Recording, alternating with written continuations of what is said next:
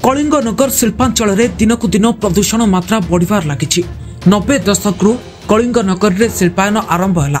चिमिनीरू धुआं मध्य बाहरला सत, वास्तव एबे प्रदूषण रे छटपट हेउचंती अंचलवासी। कलिंगनगर शिल्पांचल रे कारखाना मान प्रतिष्ठा हेबा परे चाषी कूल मुंडरे हाथ देई कांदुछंती।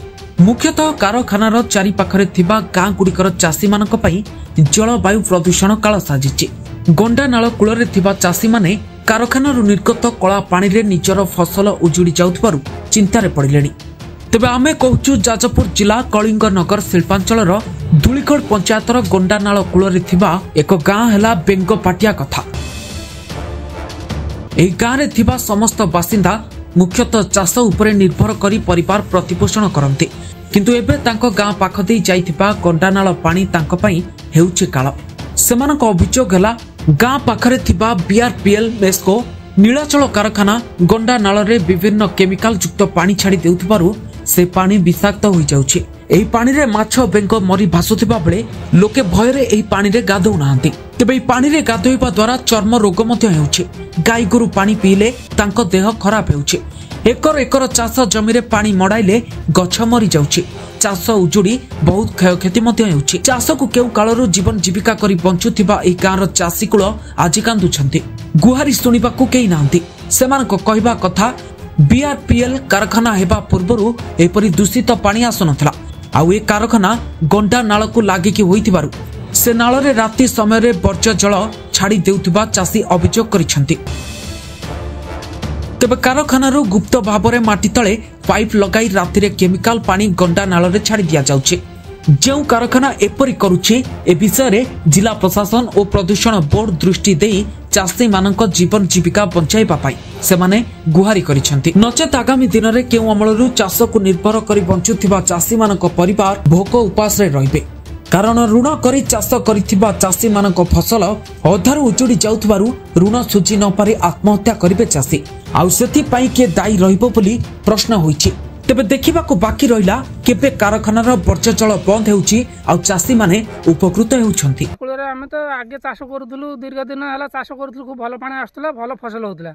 वर्तमान जो कारखाना है कि जो पानी छाडुछि से पानी विषाक्त पानी, माछ बेंग सब तो मरि जाउछि। हम फसल भी नष्ट हो जाउछि, जा फल आमे चाष भी करि पारुनु, ठीक भाव चाष करि पारुनु।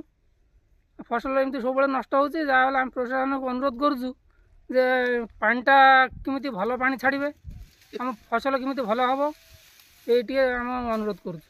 ए जो गंडानाल रे को कारखाना सब पानी एमती खराब पानी बीआरपीएल मेस्को नीलांचल ए सब प्लांट तो बेसी बीआरपीएल पानीटा हमको बेसी मन होछि क्षति करछि। पानीटा बेसी छाड़ुछि। रंगर पानी सब छाड़ुछि। सब केतळे कळा पानी आछछि तो केतळे नाला पानी आछछि, एमती पानी सब आछछि। ए पानी रे कोन कोन सब आपण माने यूज करछंती? आमे पानी ये फसल रे पानी मडौछु, धान रे पानी मडौछु, गोरु गाई पानी पिउछंती, आमे गाधौछु एमती। किंतु सेगुडा आ हेई परनी। आगे सब होतला किंतु एबे आ सेगुडा हेई परनी। गोरु गाई खाइले त रोगाक्रांत होउछंती, मनुष्य गाधैले भी सेबळी परिस्थिति, आ फसल तो मरि जाउछि। ए भले परिस्थिति होउछि। कोनोसी अधिकारी ए विषय आगरु काको अभियोग करथिले कि? अभियोग किसी हम करिनु। से तो प्लांट वाला तो सेमिति पानी छाडुछंत, आमे का कोन कहिउ। आमे आपण माने आछंते, आपण माने आमे अनुरोध करूछु। आपण माने तो जानिछंती ए विषय सब किछि।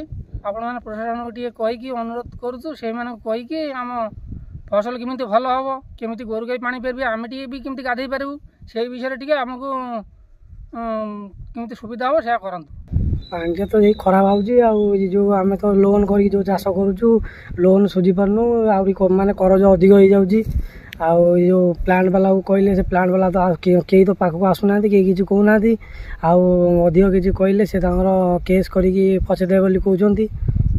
ए जो गंडानाल रे को कारखाना कोन सब की पानी छाडछु? बीआरपीएल नीलांचल ए सब प्लांट तो दिनु केथर छाडछन ना सेमिति किछि नै अछि? हप्तारे ना कोन से तो हप्तारे 4-5 थर पानी छाडछन, से खराब पानी। जो माछ फाछ जो तो मरछन, गाधेले भी काछ कुंडिया भी बाहरछन दिया हातरे, गोरु गाई भी खाई पारुना से पानी। आमर से बीआरपीएल पानी आसिक सब बारी रे फसल पत्र सब मरी जाउछि।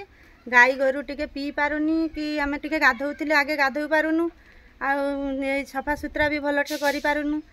এইভাবে কুତরা পানি আসলে আমি কেମିତି କ'ଣ ଚାଷ କରିବୁ ଆଉ এইভাবে ପାଣି ଯଦି ବନ୍ଦ ନ କରିବ ତାହେଲେ ଆମେ ଚାଷ କେମିତି କରିବୁ କ'ଣ କ୍ଷତି ହେଉଛି ତମର କ'ଣ ଆମର ସବୁ ତ ଫସଲ କ୍ଷତି ହେଉଛି ଆଉ ଗାଈ ପିଇ ପାରୁନି ଗାଧେଇ ପାରୁନୁ ଆଉ କେତେବେଳେ ନେଳିଆ ପାଣି କେତେବେଳେ କ୍ଷୀର ଭଳିଆ ପାଣି କେତେବେଳେ ପୁରା ନାଲା ପାଣି এইভাবে ଆସୁଛି ସଦାବେଳେ କୋଉ ପ୍ଲାଣ୍ଟ ଛାଡୁଛି এই ବିଆରପିଏଲ୍ ପାଣି ଛାଡୁଛି ସବୁ ତାପରେ ସମସ୍ୟା ଏବେ ବାହାରିଲାଣି ପାଣି ଫାଷ୍ଟ ମୁଖ୍ୟ ଜିନିଷ ରହୁଛି ପାଣିଟା ଆମ ଗଣ୍ଡାରେ ହପ୍ତାରେ 4 ରୁ 5 ଦିନ ଆସୁଛି କେତେବେଳେ ନେଳିଆ କେତେବେଳେ ଧଳା କେତେବେଳେ ନାଲି ଆମେ କେଉଁ ଟାଇମ୍ରେ ପାଣି ମଡ଼େଇବୁ ବୋଲି ଆମେ ବି ନିଜେ ଜାଣିପାରୁନୁ ଆମେ ଗୋଟେ ଜିନିଷ ଚାଷ କରିଦେଉଛୁ ଆଜି ପାଣି ଦରକାର ମଟର ଆଣିକି ଲଗାଇଲା ବେଳକୁ ଗଣ୍ଡା ପାଖରେ ମଟର ଆସିକି ଠିଆ ହେଉଛି କ'ଣ ନା ନାଲି ପାଣି ବାହାରିଲାଣି ସେଟାକୁ ଯଦି ନାଲି ପାଣି ଦେଖିଲା ବେଳକୁ ଫେର ନେଳିଆ ଆସୁଛି କେତେବେଳେ ଧଳା ବି ଆସୁଛି ତାମାନେ ଆମେ ଆଉ ଚାଷ ଉପରେ ନିର୍ଭର କରିପାରୁନୁ ଆମର ଯୋଗ୍ୟତା ବି ସେତେ ନାହିଁ ପ୍ଲାଣ୍ଟରେ ଗଲେ କହୁଛି ତୁମେ ଯାଇ କେଉଁଠି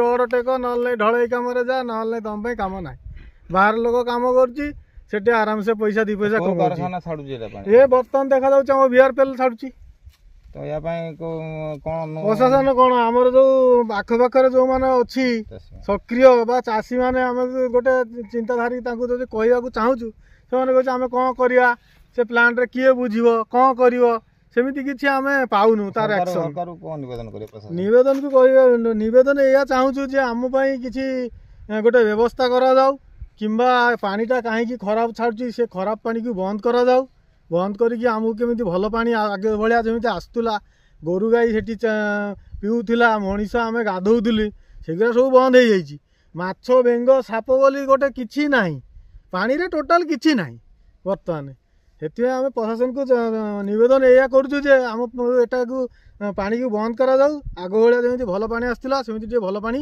ଛଡ଼ାଯାଉ ଏତିକି ହେଲେ ଆମେ ଟିକେ ଭଲରେ ଟିକେ ଚାଷବାସ ଯେମିତି ଆଗେ କରୁଥିଲୁ ସେମିତି କରିପାରିବୁ ନହେଲେ ତ ଆମ ଜୀବ ଜୀବିକା ବନ୍ଦ ହେଇଗଲାଣି ଯାଜପୁରର ଅବିନାଶ ମିଶ୍ରଙ୍କ ରିପୋର୍ଟ ବିଶ୍ୱବାଣୀ ଲାଇଭ୍।